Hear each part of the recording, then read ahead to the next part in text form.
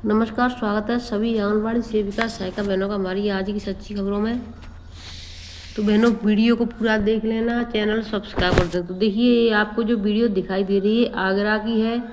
आगरा की बहनों ने कल यानी कि 15 तारीख को 15/4/2025 को कलेक्टर महोदया को मुख्यमंत्री के नाम ज्ञापन सौंपा, जिसमें भारी भरकम संख्या में आंगनबाड़ी बहनें और पुलिस प्रशासन मौजूद रहा। तो सभी की मौजूदगी में वहाँ पर ज्ञापन सौंपा गया है जिला कलेक्टर को।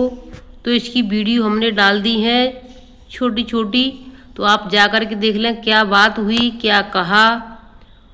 और मैं आपको अब कई आदेश दिखाना चाहूँगी, तो लास्ट तक वीडियो में बने रहें। सबसे पहले मैं आपको बताना चाहूँगी कि अभी ये देखिए यानी कि अप्रैल चल रहा है, तो नया सत्र शुरू हो गया है।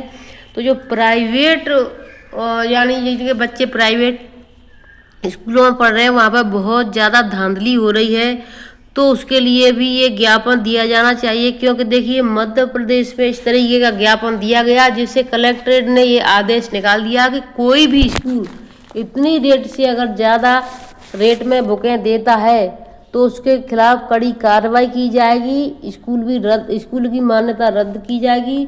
यही नहीं, उन्होंने रेट भी रख दी कि इस क्लास से लेकर के इस क्लास तक के बच्चों की किताबें इस रेट में मिलनी चाहिए। इससे अगर किसी ने ज़्यादा पैसा ले लिया है तो वो पैसे उनके वापस करें। तो वो वीडियो में वो भी मैं आपको आदेश दिखाऊंगी। तो सबसे पहले मैं ये दिखा देती हूँ। गाजीपुर जिले में बाल विकास विभाग द्वारा चल रही 290 पदों के सापेक्ष पर 286 पदों पर पात्र महिला अभ्यर्थियों की मेरिट लिस्ट जारी कर दी गई है। विभाग द्वारा जारी की गई मेरिट लिस्ट में फर्जी दस्तावेजों के आधार पर महिला अभ्यर्थियों को चयन किया गया है। जिले में जारी की गई मेरिट लिस्ट में सीडीओ के स्टेनो की बेटी, जवान पुलिस, कोटेदार, शिक्षक, ग्राम प्रधान से संबंधित महिलाओं को आंगनबाड़ी पद पर चयन किया गया।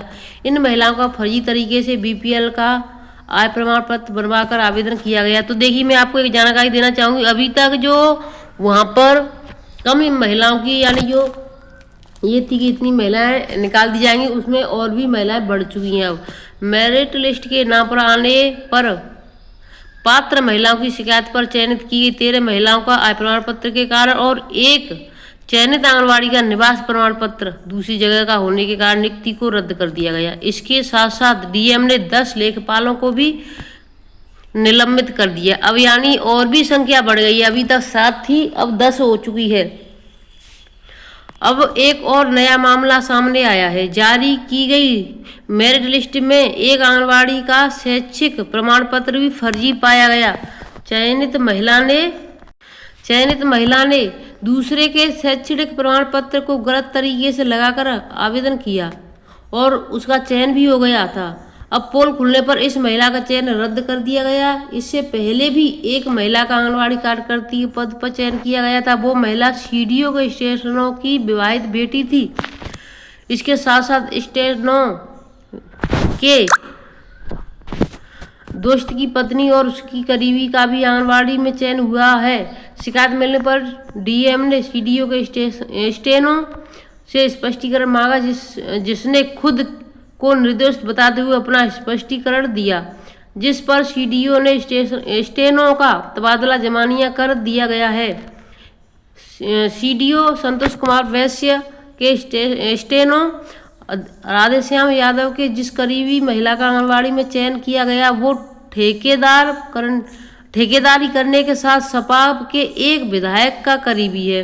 जिले में अब तक आंगनबाड़ी भर्ती मामले में 10 लेखपाल निलंबित और 14 महिलाओं की नियुक्ति को रद्द कर दिया गया है।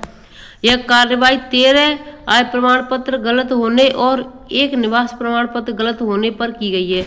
अभी जांच जारी है। उम्मीद है आगे भी कार्रवाई की जाएगी। यानी अभी और भी उम्मीद है कि और भी महिलाएं निकल सकती हैं।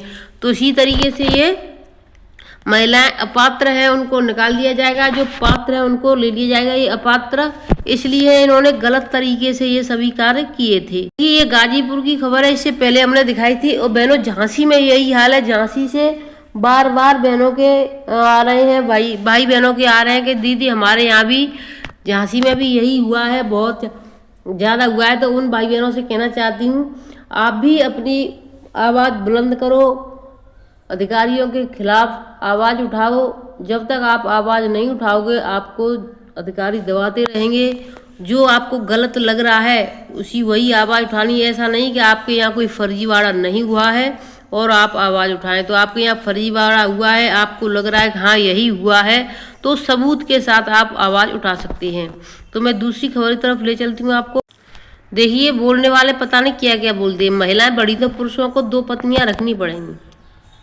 केंद्रीय परिवहन मंत्री नितिन गडकरी के एक यूट्यूबर पॉडकास्ट में कहा कि समाज में लिंगानुपात का संतुलन जरूरी है। अगर प्रति 1000 पुरुषों पर 1500 महिलाएं होंगी तो पुरुषों को 2 पत्नियां रखने की इजाज़त देनी पड़ सकती है। बुधवार को गडकरी ने कहा कि लिव इन रिलेशनशिप का कॉन्सेप्ट गलत है, यह समाज के नियमों के खिलाफ है। समलैंगिक विवाह भी सामाजिक ढांचे को ध्वस्त कर देगा। गडकरी ने यह भी कहा कि बच्चे पैदा करना और उनका सही तरीके से पालन पोषण करना माता पिता का कर्तव्य है। अगर आप कहते हैं कि आपने मजे के लिए बच्चे पैदा किए और जिम्मेदारी नहीं उठाना चाहते तो यह सही नहीं है। केंद्रीय मंत्री ने लिव इन को गलत बताया। तो केंद्रीय मंत्री ने ये गलत बताया है, बिल्कुल सही। तो देखिए, मैं जिसकी बात कर रही थी उसको भी मैं आपको दिखा देती हूँ। कार्यालय कलेक्टर जिला भिंड मध्य प्रदेश की खबर है ये। समस्त संचालन प्राचार्य शासन हाई स्कूल भिंड यानी सभी के लिए हाई स्कूल इंटर को छोड़ करके।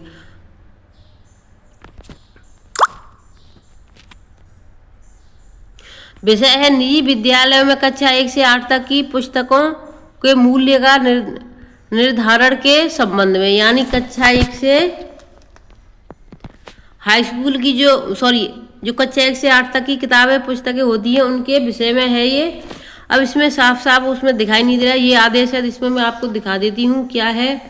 दिनांक 23/8/2024 को कलेक्टर सभागार में आप सभी को उपस्थित में आयोजित कक्षा 1 से कक्षा 8वीं तक की पुस्तकों के अधिकतम क्रय मूल्य निर्धारित किए गए, जो इस प्रकार हैं।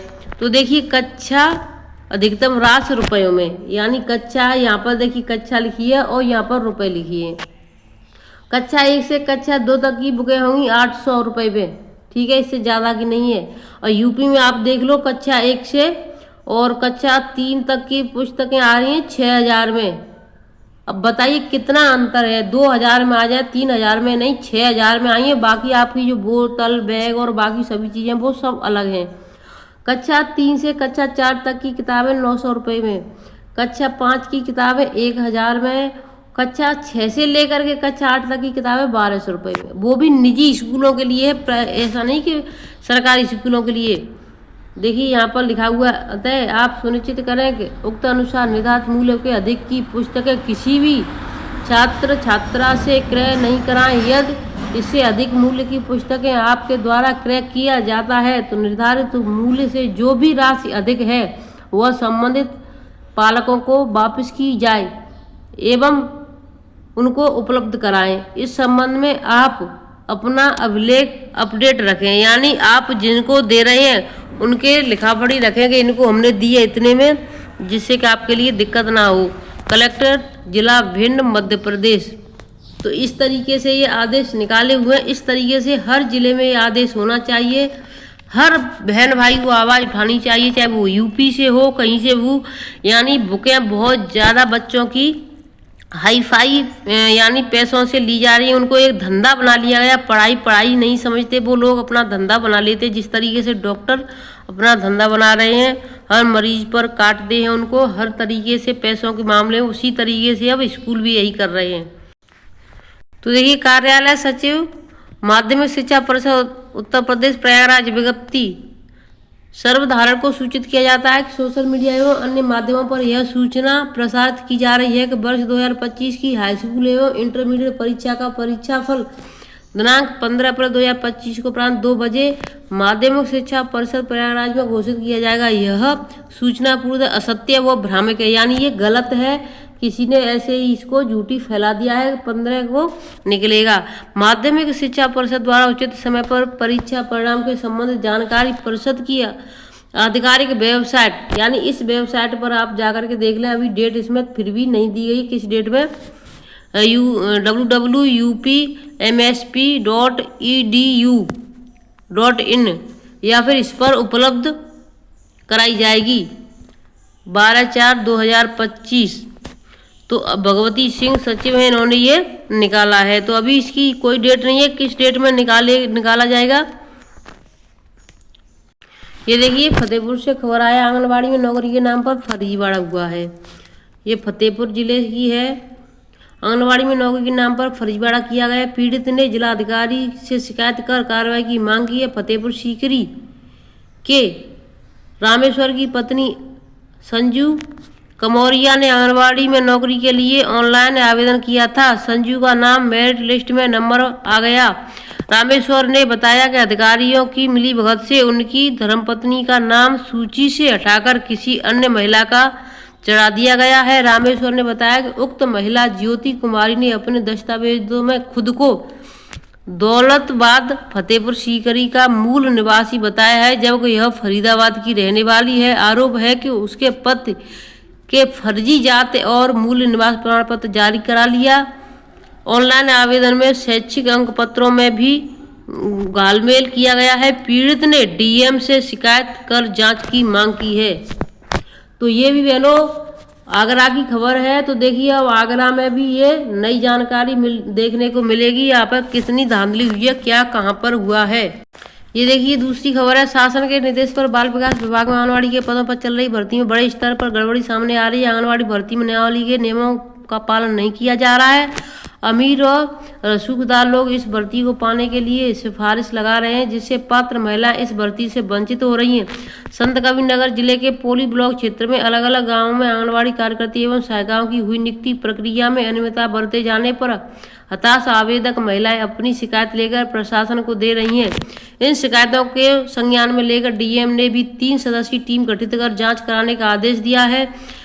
जिन नई आंगनबाड़ी कार्यकर्तियों को नियुक्ति पत्र मिल चुका है, वो अपने नियुक्ति पत्र को लेकर आंगनबाड़ी केंद्र पर कार्यभार ग्रहण करने की तैयारी में लगी हुई हैं, जबकि जिन महिलाओं का फॉर्म निरस्त कर दिया गया है या मेरिट सूची के नाम पर नहीं आया, वो आवेदक महिलाएं अपनी समस्याओं को लेकर शिकायत दर्ज करा रही हैं।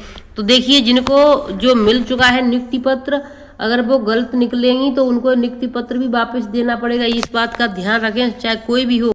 पौली ब्लॉक क्षेत्र में आंगनबाड़ी कार्यकर्ता की नियुक्ति में अनियमितताएं सामने आई हैं। इन महिलाओं का कहना है कि नियुक्ति प्रक्रिया में अनियमितता के साथ साथ फर्जीवाड़ा किया जा रहा है, जिसको लेकर अधिकारियों व जिलाधिकारियों को प्रार्थना पत्र देकर इस भर्ती की जांच कर दोषियों के विरुद्ध कार्रवाई करने की मांग की जा रही है।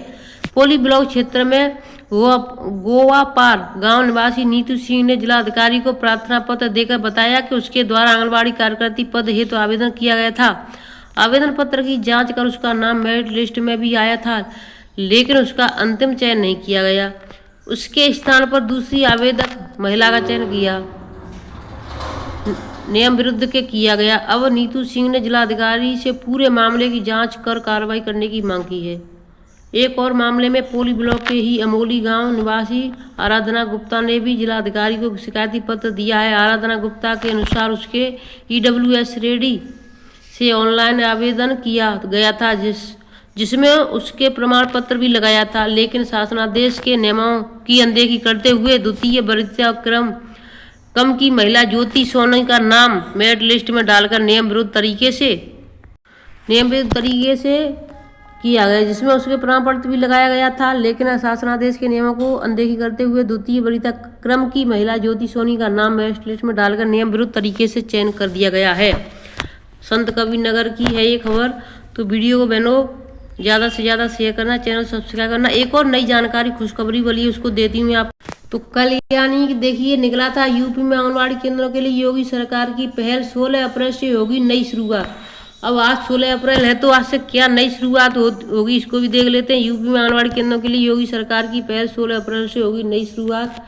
तो वीडियो को ज़्यादा से ज़्यादा शेयर करें, चैनल सब्सक्राइब, जो भी आज की खबर होगी हम आपको सबसे पहले खबर देंगे, तो आप चैनल को सब्सक्राइब कर लें। अगर वीडियो अच्छी लगी हो तो जिस तरीके से हम आपके लिए जल्दी से जल्दी बनाते हैं उसी तरीके से आप जल्दी से जल्दी वीडियो को लाइक शेयर और कमेंट करना ना भूलें। धन्यवाद।